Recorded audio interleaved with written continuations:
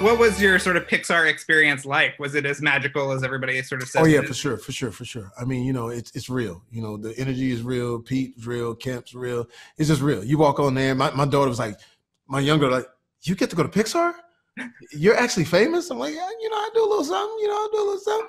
She was like, well, Dad, if you're in a Pixar film, you finally made it. I mean, I was so excited to be there. When I got this call, they're like, Pete and Dana and Kemp want to pitch you this idea. And I was like, okay, but also it's yes. But also, if the idea was that I go to their houses and clean out their garages, the answer would have been yes. Trying to get the character right. And I'm sitting there doing facial expressions and all. And they're like, Jamie, we don't actually see you. We just need the voice. And so, but they walked me through it. They walked me through how to get an animated voice, not just a voice, but when it becomes animated. And so I loved watching that process of where they take that voice and then they put it together with these incredible visuals and incredible ideas, and you got magic. Kemp and Pete were really nice about me, and Sam Means and Meredith Scardino are some writers that I've worked with for a while now. And there were some sections where they said, yeah, if you guys want to pitch on some stuff. And so that was really, and though they were also like, yes, anything for Pixar. Yes. Was there any sort of pressure on you, this being the first, African-American led Pixar movie? Not pressure as the first African-American lead, because that is something that we welcome. That is something that we want.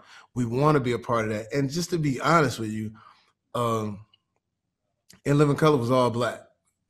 Keenan and Ivory writers, Black writers.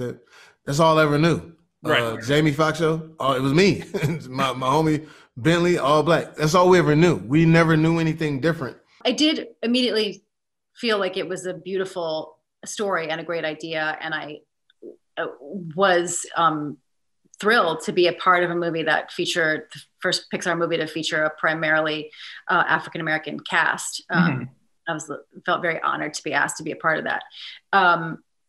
And then when I first also got to see some of the art too, I was like, oh, this thing is going to look so incredible. And I always said, it's not just good enough to be Black. You gotta be great, and to see this movie get 100% on Rotten Tomatoes, that's when you feel great, because it's one thing to have this incredible, mantle that we can, show the light and show kids and everything like that. And we want to do that, but we also want to be excellent.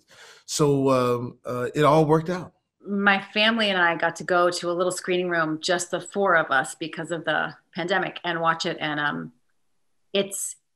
you always cry at a Pixar movie because of the story, but I think there are moments where you well up in this movie simply from the visuals and the score. I have to ask, because everyone's going to ask me about this.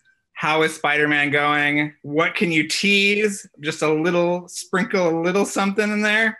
Man, I tried to say something the other day, man, I almost got killed. So I don't want to blow my shot. No. Okay. Well, we're excited to have you back in the Spider-Verse, if you will. Hey, man. Listen, man, I'm happy all around. Okay.